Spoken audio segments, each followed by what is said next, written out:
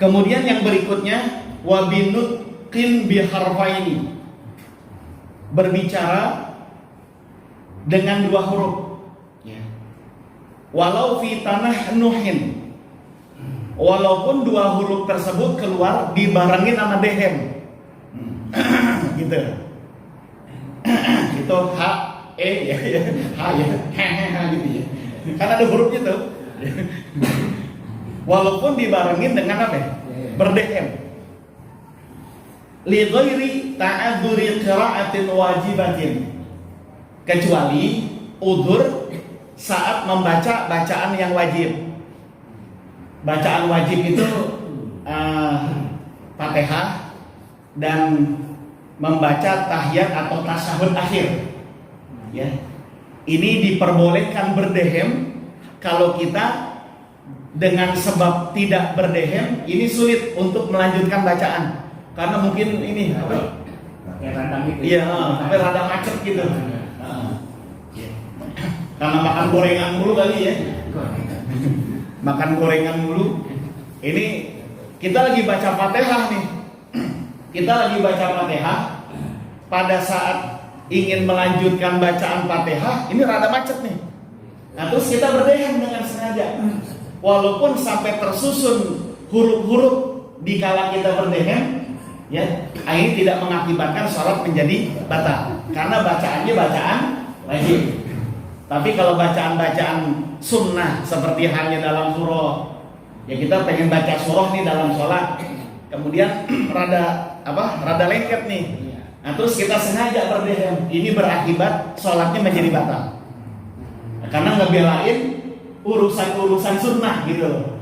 Nah, jadi hanya Fatihah yang diperbolehkan kita untuk berdehem, walaupun dehemnya tersebut tersusun dari beberapa huruf.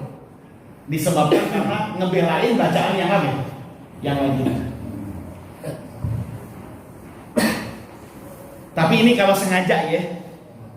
Kalau misalnya udzur yang kita sulit untuk menghindar, untuk menahannya, sebagaimana halnya batuk, ya kan ada orang batuk aja gitu ya. Iya. Nah ini tentu saja udzur yang dimaklumi oleh agama, yang tidak menyebabkan sholat menjadi apa? Menjadi batal.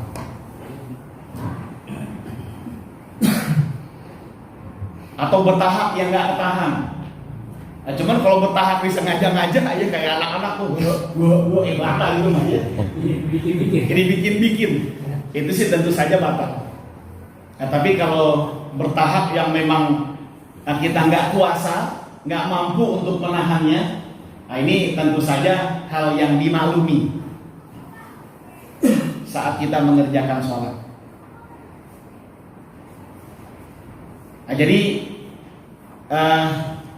berbicara atau berkata yang minimal keluar dari lisan kita itu susunan-susunan huruf, walaupun pada saat kita berdehem ya keluar huruf-huruf ya saat kita berdehem, kecuali kalau memang deheman tersebut untuk membantu kita saat membaca bacaan apa yang wajib.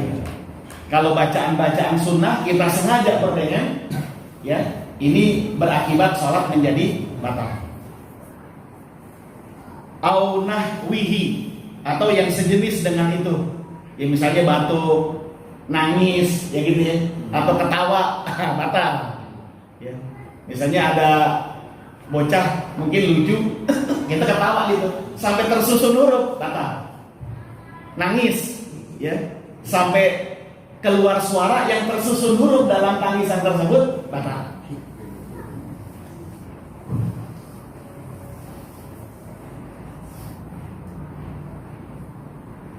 Jadi orang sholat nangis bukannya keren, malah batal ya. Keren tuh, sholatnya nangis, batal itu ya. Bukannya keren.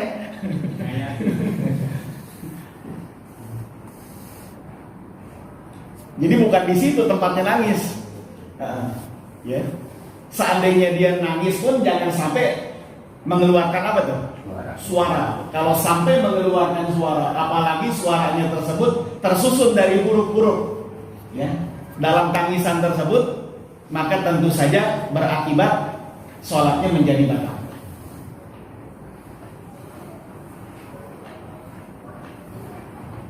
Makanya Sayyidina Abu Bakar As-Siddiq ini suka disodorkan diri untuk menjadi imam, dan beliau sering menolak disebabkan karena dia ini orang yang paling lembut hatinya. Jadi kalau di dalam sholat itu sering apa? Menangis, yang bukan hanya sekedar membatalkan sholat, tapi juga dapat mengganggu konsentrasi jamaah yang lain. Akhirnya didoakan oleh Nabi. Nah, setelah itu beliau pun mampu untuk mengerjakan sholat dengan baik.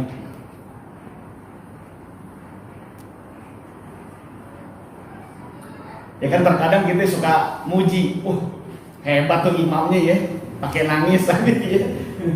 Ini justru kalau dalam kajian ilmu fikih, cara sholat seperti itu bisa membatalkan apa? Sholat. Tangisan seperti itu justru bisa dapat membatalkan sholat. Iya, karena saking busuknya tuh ya. Nah, saking busuknya dia nangis. Itu justru bisa mengakibatkan sholat menjadi batal.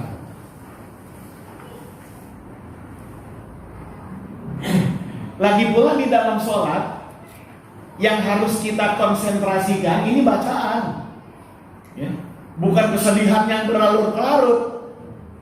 Jadi yang kita fokus, yang kita konsentrasikan dalam hati kita itu bacaan, ya. Bacaan dalam apa ya? Sholat. Jadi bukan nangis karena mikirin ini mikirin itu bukannya khusyuk, ngelamun namanya ya. Iya. Bukannya khusyuk. Jadi yang namanya khusyuk itu bukan begitu. Lagi pula tidak bisa khusyuk kalau tidak bisa hudur. Hudur itu artinya menghadirkan bacaan di dalam hati pada saat kita mengerjakan sholat. Jadi bukan tempatnya nangis di situ ya. Justru kalau tangisan tersebut mengeluarkan suara-suara ya yang tersusun dari beberapa huruf, maka tentu saja sholat tersebut menjadi batal. Karena bukan di situ anjuran agama untuk menangis gitu ya. Ntar kalau mau nangis dalam doa aja sesudah sholat. Kalau dalam sholatnya jangan, ya, karena bisa berakibat sholat menjadi batal. Au biharfin mubhamin, atau sholat menjadi batal walaupun cuma satu huruf tapi dipahami. Tapi ini sih biasanya dalam bahasa Arab. Kalau bahasa kita ini nggak ada satu huruf bisa dipahami. Kalau dalam bahasa Arab itu contohnya ki, itu asalnya dari wakoyaki yang artinya jagalah. Jadi kalau ada orang Arab berkata kepada seorang dengan perintah ki, kan satu huruf tuh, tapi dipahami. Ki itu artinya jagalah. Ki, jagalah.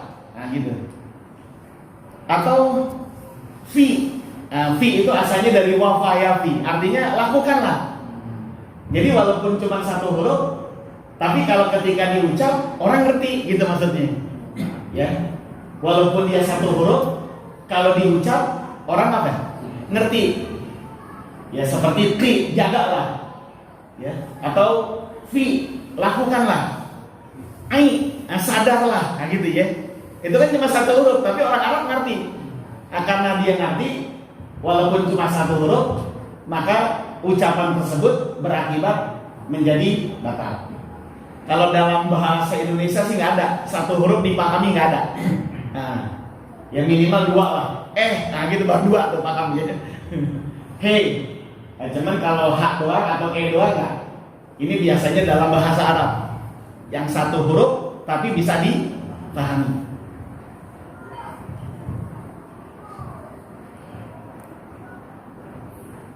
Atau dia membaca ayat Quran yang tujuannya nyuruh orang untuk masuk, ya, tapi harus diniatin baca Al-Quran. Kalau niatnya nyuruh masuk doang, sholat menjadi batal. Misalnya dia lagi baca Fatihah, selesai ada tamu, beri salam 2-3 kali disebabkan karena kita sedang sholat, Lalu surah yang kita baca kita kencengin. Udkhuluha bisalamin aminin. Masuk dah dengan salam sejahtera gitu. Ini yang ngerti ya, yang ngerti sih. Kalau tujuannya dia baca ayat Quran, ya, walaupun maknanya itu nyuruh masuk gitu ya, ini tidak menyebabkan sholat menjadi apa? Batal. Kalau niatnya memang ingin membaca ayat Al-Quran. Tapi kalau niatnya memang untuk nyuruh masuk, bukan niat untuk baca Al-Quran, maka walaupun yang dibaca ayat, maka sholat berakibat menjadi batal. Nah, jadi tergantung niat nih ya, tergantung niat. Nah, sama seperti mentambih. Ini kan orang banyak nggak ngerti mentambih tapi nggak pasang niat. Subhanallah, tujuannya buat ngingetin imam, tidak ada tujuan berzikir, batal. Subhanallah, niatnya buat ngingetin imam, bukan niat apa ya? Berzikir, sholat menjadi batal. Karena nambah-nambah bacaannya, ya, nambah-nambah apa? Bacaan. Jadi untuk ngingetin imam juga harus punya ilmu gitu ya. Ngingetin imam juga harus punya apa? Punya ilmu. Jadi pada saat kita mengucap subhanallah, diniatkan dalam hati kita berzikir. Nah, maka kalimat subhanallah yang kita ucap ini tidak menyebabkan sholat menjadi batal. Ya, terkadang imam dikeroyok, wah, ujung-ujungnya semuanya. Nah, ini mengakibatkan sholat menjadi batal. Jadi banyaklah ya beberapa hal yang masyarakat kita nih banyak yang belum mengerti bahwa apa yang dia lakukan ini bisa mengakibatkan sholat menjadi apa? Menjadi batal. Tapi kita nggak tahu ya, kalau nggak tahu nggak. Tapi setelah tahu, nah sholat jadi batal. Kan tidak ada hukum buat mereka yang nggak tahu. Tapi kalau sudah tahu, dilakukan juga, maka sholat berakibat menjadi batal. Wa kalamin la biyasirin, tidak menjadi batal kalau hanya sekedar sedikit. Nahwi tanah nuhin li ghalabatin, seperti berdehem yang dia lakukan secara terpaksa. Dia nggak kuasa gitu ya untuk menahannya, berdehem atau batuk, ya, yang dilakukan tanpa disengaja, ya, disebabkan karena nggak tahan, ya, gatal gitu ya, yang menyebabkan dia batuk terus-terusan, ya, atau bertahap terus-terusan gitu ya, disebabkan karena masuk angin dan sebagainya. Ya, maka hal tersebut karena di luar kemampuannya, di luar kuasanya, maka sholat dianggap tidak menjadi batal. Wa kalamin bisahwin, atau omongan yang dilakukan disebabkan karena lupa, au sabqi lisanin, atau latah. Ya kan tadi ya, orang latah gitu. Nah, itu tidak mengakibatkan sholat menjadi batal. Karena itu kan di luar kuasa dia. Di luar kuasa dia. Atau gerakan yang disebabkan karena penyakit, ya, saraf.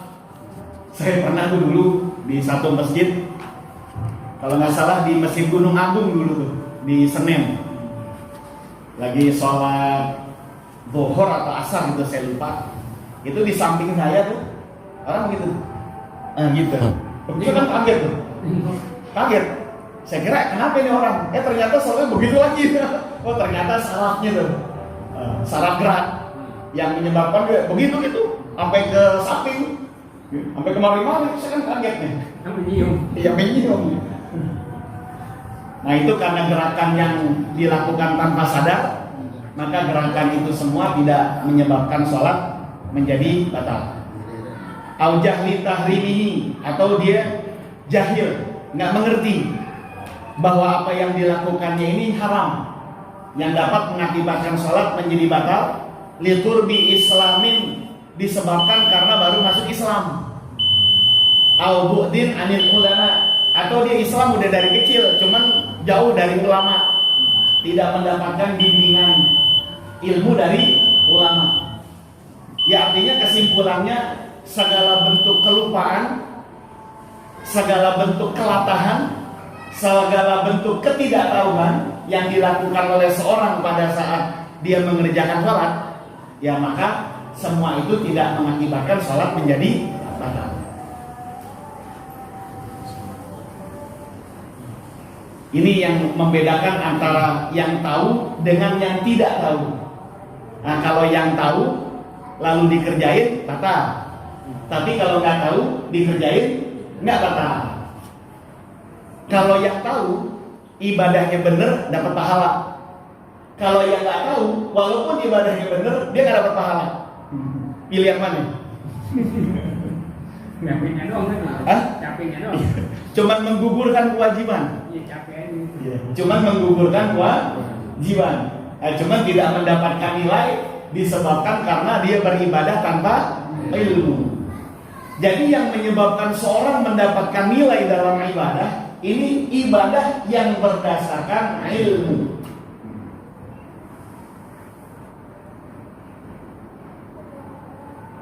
Nah begitu.